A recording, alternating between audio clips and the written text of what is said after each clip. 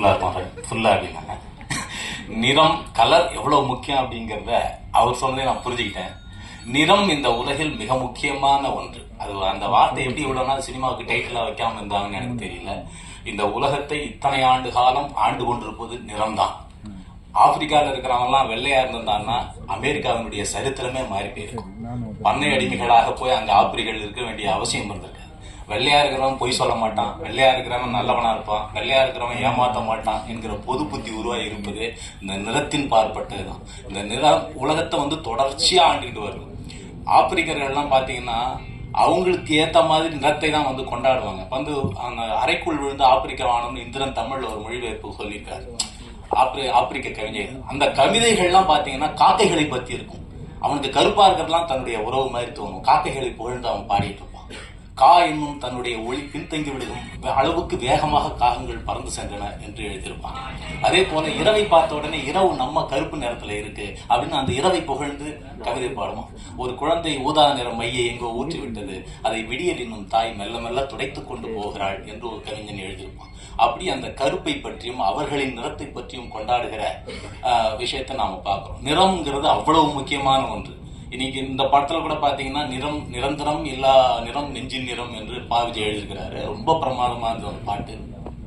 இந்த படத்துல நான் ஒரு ஐட்டம் பாட்டு எழுதியிருக்கேன். மாமா வரியா காத்திருக்கேன் ரொம்ப வரியா அப்படின்னு சொல்லிட்டு.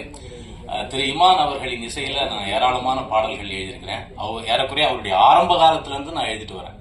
அவங்க அம்மா கையால சாப்பிட்ட வெகு சில கவிஞர்களில் நானும் ஒருத்தன். பெரம்பூர் பேரக்ஸ் ரோட்ல அவருடைய வீடு இருந்த காலத்துல இருந்து அவங்க வீட்டுக்கு போய் நான் சாப்பிட்டிருக்கேன். அவங்க அம்மா பாசமா என்னையும் ஒரு பிள்ளை மாதிரி பார்த்திருக்கிறார்கள்.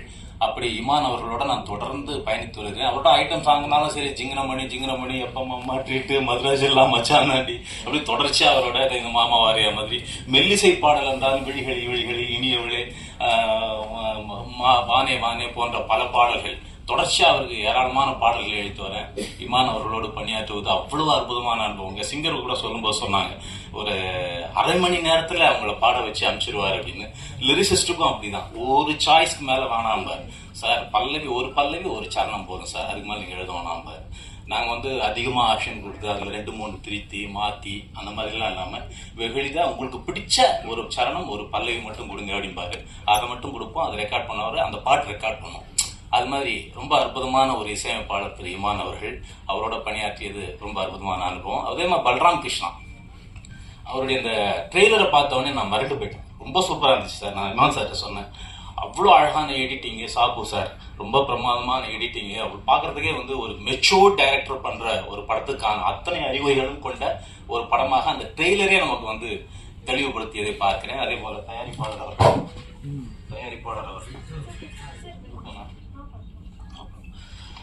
தயாரிப்பாளர் அவருக்கு அதே போல முகேந்திராவை பாத்தீங்கன்னா ரொம்ப அற்புதமான ஒரு நல்ல தமிழ் முகம், பெண்களுக்கெல்லாம் பிடித்த ஒரு அழகிய தமிழ் முகம்.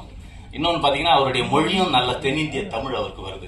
நிறைய ஸ்ரீலங்கன் தமிழ் ஆக்டர்ஸ் எல்லாம் பாத்தீங்கன்னா நல்லா இருப்பாங்க, ஆனா அவங்களால இந்திய தமிழை பேச முடியாது, கொஞ்சம் அந்நியப்பட்டு இருக்கிற மாதிரி தோணும். ஆனா இந்திய தமிழை கற்றுட்டு பேசுறது அப்படிங்கிறது, இந்திய தமிழ் பேசுறதுங்கிறது இந்த மக்களோடு ஒன்றி போக வழிவகை செய்யும் அப்படின்னு பாக்குறேன். அதுல முகேன் ரொம்ப சிறப்பா வந்துட்டு இருக்காரு. அதே போல கதாநாயகி மற்றும் இங்க இருக்கிற அனைத்து தொழில்நுட்ப கலைஞர்களுக்கும் எனது வாழ்த்துக்கள். நன்றி.